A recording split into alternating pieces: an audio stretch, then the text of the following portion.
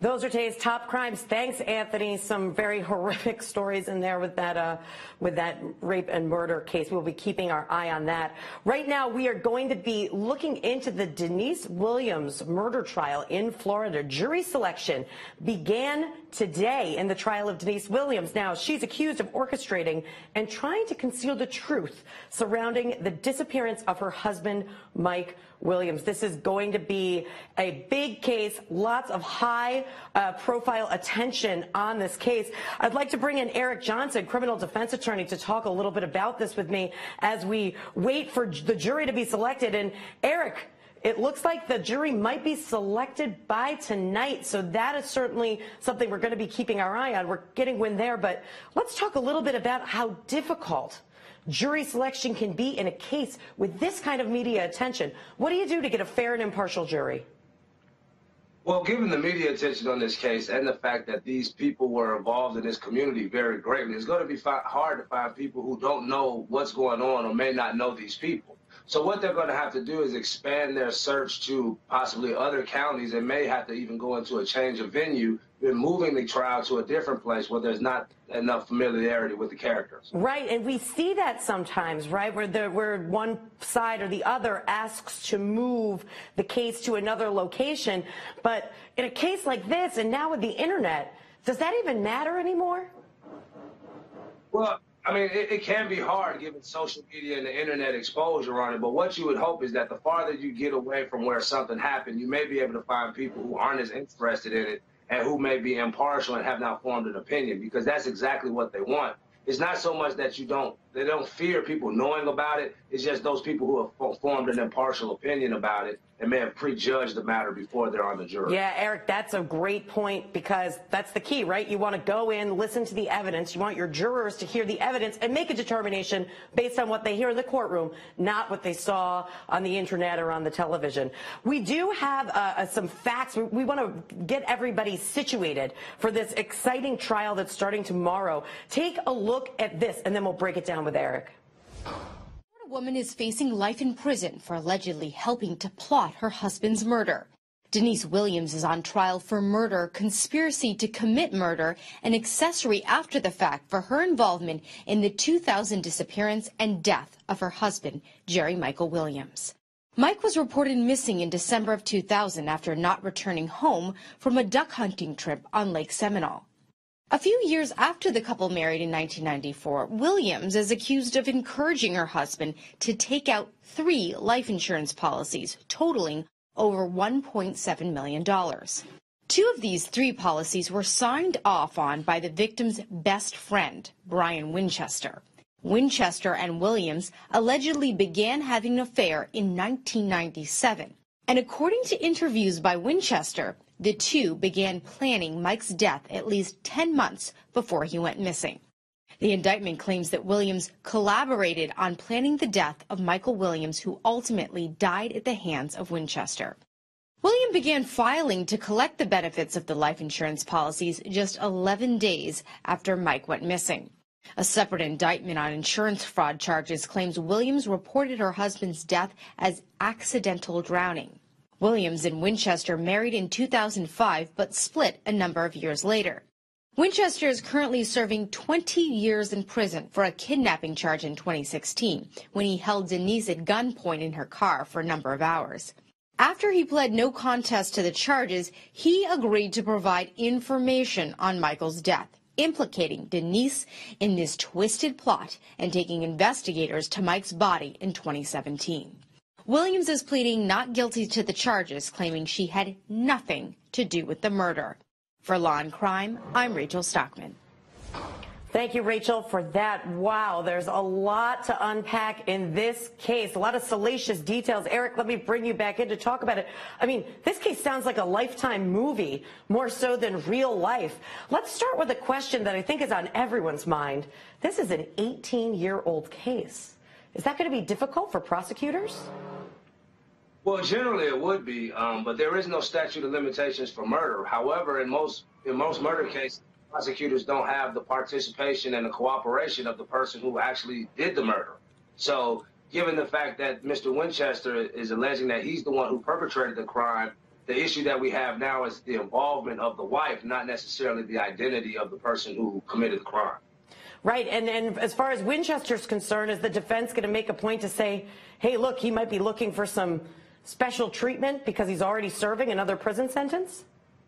Oh, well, most definitely. And in fact, he has received immunity in the murder prosecution from the state's attorney. So that is something that they will definitely characterize as that this is a scorned lover who's basically trying to throw the wife under the bus because she no longer wanted to have anything to do with it. Right, and certainly that will be a point. Now, one of the issues that everyone's been speculating about in the face of this trial is, will Denise Williams take the stand? What do you make of that? Well, in most cases, especially those of this severity, it's highly irregular for you to have your client to testify because there are numerous things that can go wrong with their testimony. So unless the trial has progressed to a point where the defense feels is absolutely necessary for her to testify, I don't think that she will. But the right to do so is ultimately up to Ms. Williams. Right. So her attorneys will give her the advice, and then she'll make the decision. Who knows what we'll see? But, Eric, I do tend to agree. Many times we don't see testimony from the defendant, but you never know when you step into these trials, especially one that's as high profile with the types of details that we're dealing with in the Williams case. We will be keeping our eye on this jury selection today. We'll keep the audience posted on where that stands. Now, we do have to go to a break, but make sure to stick with us. More on the cop cover-up trial when we return. All right, ladies and gentlemen. Guilty verdict. Here to break it down with me, Mike Koribanics. Let's talk about this case today. So obviously we watched this unfold. We heard the prosecution and the defense say there's not too much argument about what these facts actually were. It's just the interpretation of them. Two people feeling slightly different about this. What did you make of today's verdict? Were you surprised? I was a little surprised because I think people are a little more conscientious today with the Me Too movement, things of that nature. That, you know, there are things that were acceptable and in the workplace are no longer acceptable, and people need to be a little more mindful of how they treat people who work for them, especially those of a different gender and things of that nature. It's always a very peculiar take to have when the jury says we can't come to a decision and the judge says you better come to a decision, sends them back. So whatever side it goes against is never happy in that situation. Certainly not, and that's what we were looking at this morning, right? We were waiting with bated breath to see if we were actually going to come to a verdict. Ultimately not guilty. I think you brought up a really good point, though. What's appropriate in the workplace is obviously changing. We have new laws and regulations that talk about what appropriate conduct is. But in this particular case, we're talking about what might be the basis for a civil case, but when does it turn criminal? And isn't that what this case was really about? I think you make a good point. There's different intents or different levels of proof in those kind of cases. Here we have beyond a reasonable doubt. In a civil case, you really have a preponderance of the evidence, but I think people are more hesitant when it comes to really convicting someone of a crime when something is left for interpretation. Civil cases, money, things of that nature, people could take care of it. But I think people really were wondering, he seemed like a very, I mean, you see his picture on the screen, he seemed like a very eccentric type of guy. And it seems, you know, we really shouldn't make people criminals because of their eccentric habits. Yeah, and Mike, to your point, that was really a big part of the defense argument, right? That this is somebody who's just a little bit quirky, but not really a criminal, and apparently that's what where the jury ended up. But let's review some of these arguments that we heard play out in the courtroom by watching the prosecution opening statement. Very different interpretation of the facts by the prosecution. Take a look.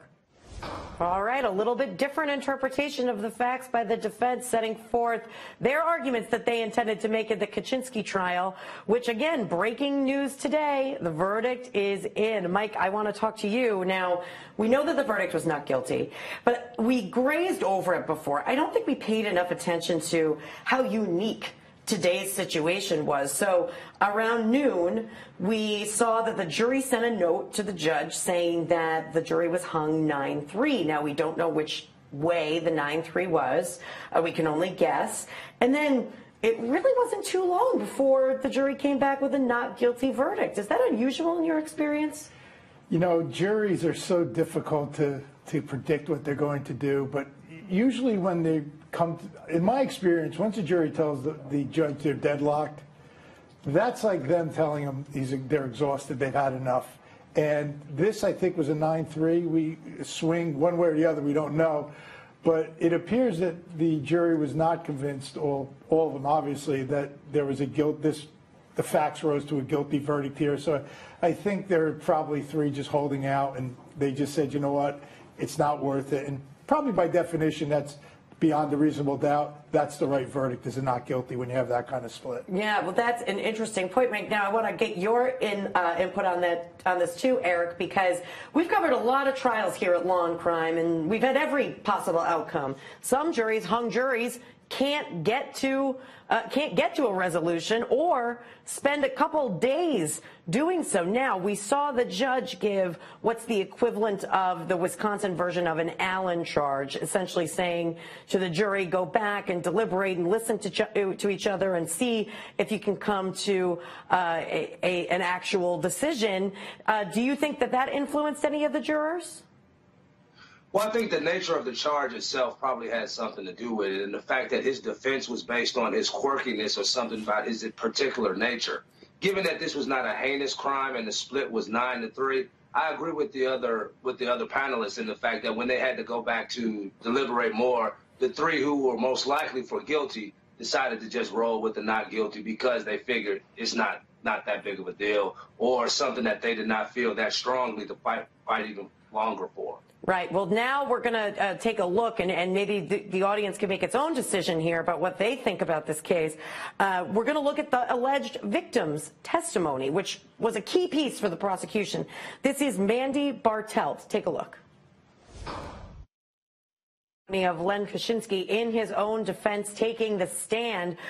We got a jury verdict today, a returned not guilty verdict. Now, he was a municipal judge, and he was accused of stalking his law clerk. Now, we just saw her testimony as well. The jury today sent a note to the judge saying that they were hung, but ultimately came back with a not guilty verdict. Mike, let's bring you in. So much of the testimony was focused on breaking down the relationship, the tone. A lot of the cross-examination of Mandy, the alleged victim, was the fact that in her responses she used exclamation points or emoticons or other types of language that would make you think that this was a friendly relationship. Why is that relevant to the defense? Well, I think it's relevant to the defense because it shows that there was no something that says, "Well, you stop contacting me. Enough. You're scaring me." Things of that nature. I also think it's just interesting the way he testifies. I mean, this guy's always smiling in his mugshots, and I think what came across, whether you thought he was maybe a little peculiar or not, was that he saw nothing wrong in it. Usually, you find a defendant when he takes a stand will argue, will try to cover up, try to justify. But he really was saying what he was doing and how he felt. And I think it came across very, although peculiar, very earnest to the jury. Oh, Mike, that's an interesting take. And Eric, I'd like to bring you in because we talked about that before. A lot of the defense was based on, hey, look, this is just this guy's personality. He wasn't really trying to do anything that would make somebody feel uncomfortable. But is that really enough to say, all right, this guy's personality is a little weird, so he shouldn't be convicted of a crime? His personality, I think the testimony that we showed was very important as it relates to his use of social media, where he talked about how he's checking a person's page and just to see how they're doing. Those are things that are common now. Facebook is an area for a person to lay out a lot about their life, and if you are friends with someone on Facebook, that gives you the opportunity to find out a lot about a person's life, where they are, what they're doing, who they're with. So I think those type of things right there that are common to us all in the social media age, in conjunction with his quirky personality, are some of the things that the jury may have found that made him not as sinister as the state was making him out to be. Eric, that's a really good point. There is a whole new comfort level with social media and people putting much of their lives online, so that could have absolutely been a factor that the jury focused on in coming back with that not guilty verdict. We do have to go to a break, but make sure to stick with us. More when we return. Welcome back. We're reviewing the Kachinsky trial today. A not guilty verdict coming in this morning. Now, though, let's talk to Aaron Keller for him to give us a preview of what's going on today's Daily Debrief. Aaron? Hey, Misty, good afternoon. We're going to break down the Len Kachinsky case that, of course, you've been listening to and, of course, which we just watched a verdict come down in not too long ago here on the Law&Crime Network. We're going to listen to the key moments of testimony from the defendant himself, who took the stand and who many observers think got himself out from underneath that felony charge that could have resulted in 3.5 years in prison and a $10,000 fine. So an analysis of the Len Kachinsky testimony, also a full analysis of some of the victims' testimony in this case. A lot of reaction to this case on social media. We are following that as well. That's coming up on the Daily Debrief, of course, here on the Law&Crime Network from 5 until 5:30. I will see you then. Thanks, Aaron Keller. Make sure you stick around for that. Now we're going to continue to go through some of the testimony in Kachinsky. Here's the testimony of Mandy Bartelt, the alleged victim, talking about what this harassment really was. Take a listen. Some emotional testimony by the victim, Mandy Bartelt, in the Kachinsky trial. I want to bring my panel in to talk about this. Mike, let's start with you. That's a pretty chilling set of facts there. Now, Mandy said they're alone in the office. He physically bent over and knocked down photos of her kids and said, "Are you afraid of me now?" I thought there was a lot of emotion behind that. Well, there's a lot of emotion behind it, but obviously the jury didn't buy into that emotion when it was put into the context of everything else that was going on. I mean, you can't make emotional outbursts if it's true. Doesn't make it criminal just because you have an emotional outburst. I mean, here's somebody who, I guess the flip side is, he's a professional, he's a municipal court judge, and he feels that these claims she's making are unsubstantiated, so maybe he got frustrated. I don't know, it'd be interesting to see the way they explain that away. Yeah, certainly, because that's a really obviously inappropriate if true, and the statement itself could be deemed as scary or creepy or to cause emotional distress.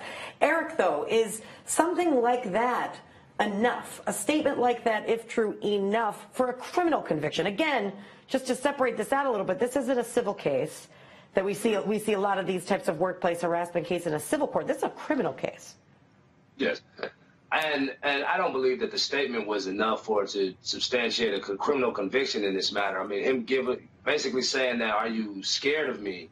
I mean, while it may cause her some trepidation, does not rise to satisfy all of the elements of a stalking charge, which is something that has to do something intended to intimidate, to harass, and not just one particular action to justify this. So if she hadn't been able to show a pattern of behavior like this rather than just one particular incident, I can see why the jury went the way that they did.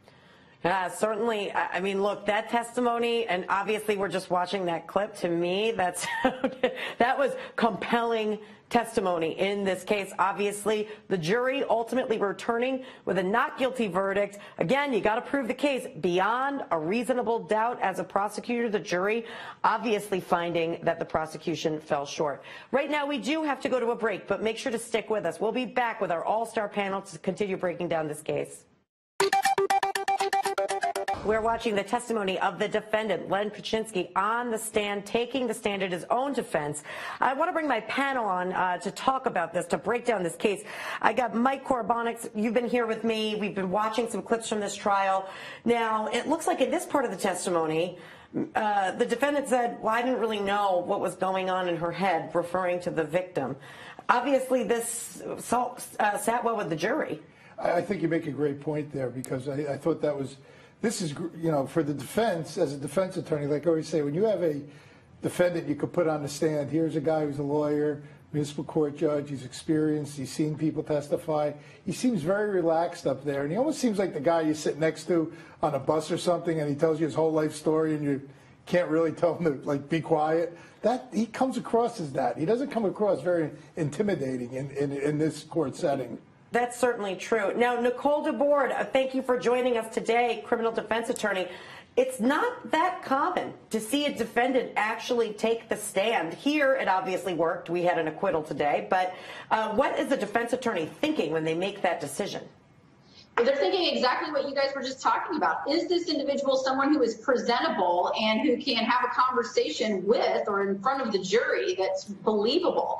And obviously this defendant was just such a guy. Yeah, and I think that another point that you brought up, Mike, and just to piggyback on that, is this is a stalking, harassment, I'm scared situation. And he comes off very almost passive, not too scary. Do you think that was factored in? I think so. I mean, you know, when you get to observe, you know, they tell you in the jury charge, when you observe the defendant, see how he reacts. Most times people wind up acting true to the nature of what they're accused of. He seems quite an opposite of that, and I think that really scored a lot of points for the defense.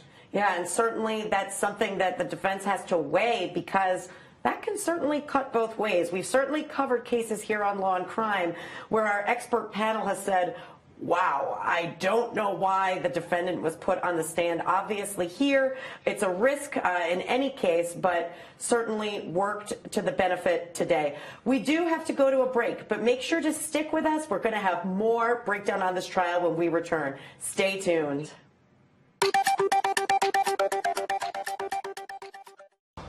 Thank you, Anthony, for catching us up, and everybody can view those articles on lawandcrime.com. Now we're going to be switching gears and talking about a trial that has really captured the nation, high-profile trial out of Florida. Jury selection has begun in the Denise Williams trial. I want to bring in my panel to talk a little bit about this and what we can expect.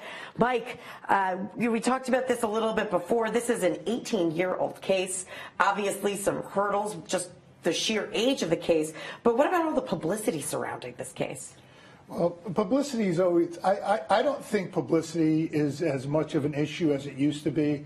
I think because of the fact we have the internet, Facebook, Twitter, all these certain things that everybody is pretty much equally informed. It's not like you're relying on the local newspaper. So I don't see in high-profile cases how these change of venues really make much of a difference. I think that the only thing with a case with this much publicity is the judge has to be extra careful in his jury selection and his voir dire, the asking of questions of these jurors, to make sure that they're able to keep an open mind. Yeah, and certainly you don't want somebody who has a preconceived notion or has already made a judgment about the case. Nicole DeBorde, as a criminal defense attorney, what is going to be your focus on a case like this? We know that there's a jailhouse snitch who is really the one who's brought the defendant to the table. So what does that mean from a defense perspective?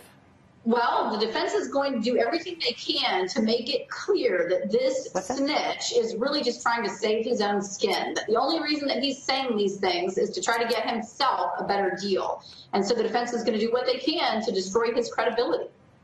Absolutely. That's certainly something they're going to go after. No question about that. And that's what you usually have when you have somebody who might be getting some favoritism or a haircut on their sentence because he's serving a sentence for an unrelated crime.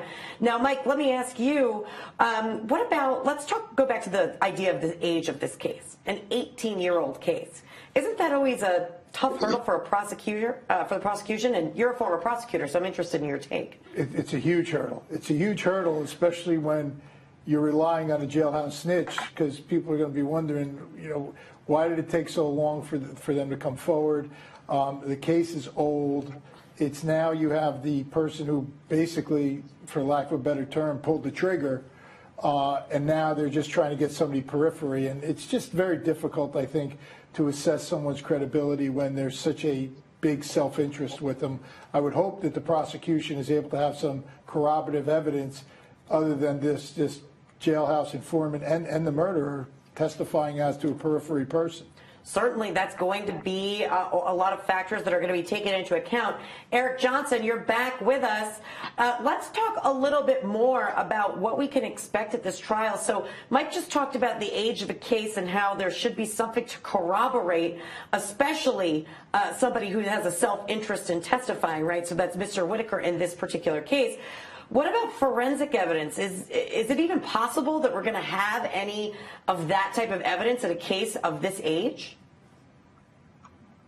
I think that you'll have it based on the age of the case, even though that Mr. Whitaker was able to lead them to where the body was found. I mean, the fact is this case is not about who killed Mr. Williams in this matter. The fact is whether or not his wife had something to do with the planning of it and the conspiracy behind it. So as far as the actual physical evidence, given that Mr. Whitaker has confessed that he's the one who pulled the trigger, I don't necessarily think that the physical evidence as far as the body is what the state is going to be looking at. More so, the physical evidence in this case would be more so of their interactions, possible social media, letters, and things of that has been transferred between the two of them, which would show some type of corroboration or that she knew that he had killed her husband. Eric, thank you. Great commentary from our panel. We do want to make sure that the audience is up to speed as a jury gets seated, possibly today. Jury selection began today in this case. We had word that jury selection may be complete by the end of the day today and that this trial will get started.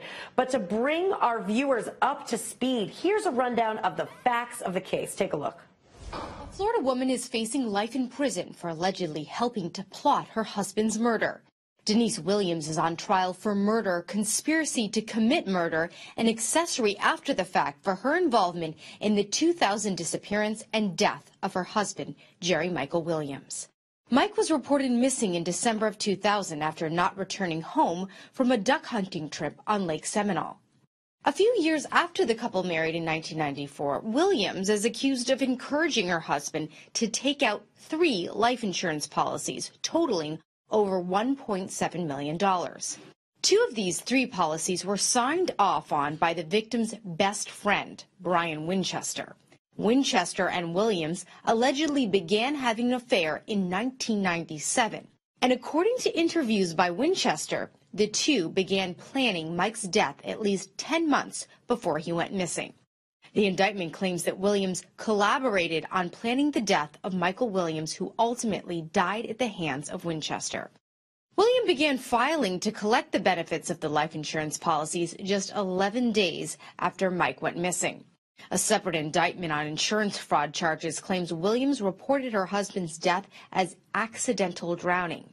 Williams and Winchester married in 2005 but split a number of years later. Winchester is currently serving 20 years in prison for a kidnapping charge in 2016 when he held Denise at gunpoint in her car for a number of hours. After he pled no contest to the charges, he agreed to provide information on Michael's death, implicating Denise in this twisted plot and taking investigators to Mike's body in 2017. Williams is pleading not guilty to the charges, claiming she had nothing to do with the murder. For Law and Crime, I'm Rachel Stockman. Thank you, Rachel, for catching us up. This case has so many twists and turns. I want to start with Eric Johnson, bring him in to talk a little bit about this. Now that we've reviewed some of these facts, you bring up a great point. This is all about whether or not there's a conspiracy, right? All about whether the defendant in this case was part of the plot with Brian Winchester. So 1994, less text message, less email than we have today. What type of evidence can we anticipate seeing as corroborating evidence? Well, as was said on the video, 1, the fact of the insurance policies that were taken out and executed by Mr. Winchester. 2, the fact that these people got married after his death, and other circumstances that may come out during the trial. It's clear that there is some kind of relationship between these 2 parties, so that part is clear. So whether or not the prosecutors will be able to piece together this murder or not is something that will come out in the trial. But given the fact that the familiarity between the parties, it does seem possible, likely, that she may have had known something about what was going on. Well, there certainly seems to be more evidence that we're going to anticipate seeing. Mike, I want to talk to you a little bit about that insurance policy. I mean, that's going to be pretty big evidence. Now, we saw that there's also another insurance fraud case. So what's the impact of one case on another case? Well, the defense is going to try to keep them as separate as possible because they don't want to have any overlap or any prejudicial effect to the jury on that. But I think it comes in as motive. Motive is very important. I mean, you have a couple $1 million here. And I think it's sort of interesting, as was pointed out in the video, is that she, only 11 days after her husband is, I guess at that point, pronounced murdered, she's already going into policies. Most people would hire a lawyer to deal with those kind of issues and not be handling themselves. And she really didn't know what the death was, and she put in that fraudulent claim about the drowning. It's very intriguing. I mean, it's just a very intriguing case. It's almost like a novel. Absolutely. It reminds me of a movie. Nicole, I want your take on these life insurance policies. How much is going to come into evidence regarding, look, I think the questions I'd be asking as a prosecutor, when did you take out these policies? You know, how much are they all for? Mike pointed out how quickly you go to cash in on them. How much are we going to hear about that in this criminal trial? I think that we'll be hearing about it. I think that it's pretty damning evidence, and the defense is going to do everything they can to keep it out, and the prosecution is going to do everything they can to get as much information about these policies in. And I think it will come in because it goes to show motive and potentially intent. Certainly, we know the prosecutor is going to try to get all of that in. What, if anything, the judge deems to be too prejudicial? Only time will tell. Right now, we do have to go to a break, but make sure to stick with us. More with the All-Star panel when we return. That was the not guilty verdict being read today in the courtroom in the Kachinsky case. I want to bring in my panel. Mike, let's start with you. So we had the unusual situation where we were actually able to speak to the defendant in this case, who was just acquitted today, about his reaction to the verdict. What did you make of it? Unusual is putting it mildly. It was interesting because not many times you have a defendant who's a lawyer who just got acquitted, and this man obviously speaks very well. I mean, if you're a municipal court judge, you're addressing people every day, and to be able to, after a verdict, you would think you'd sort of be emotionally drained. It appeared like he just keeps on plodding along and deciding what's going next and how he is going to handle the next problem.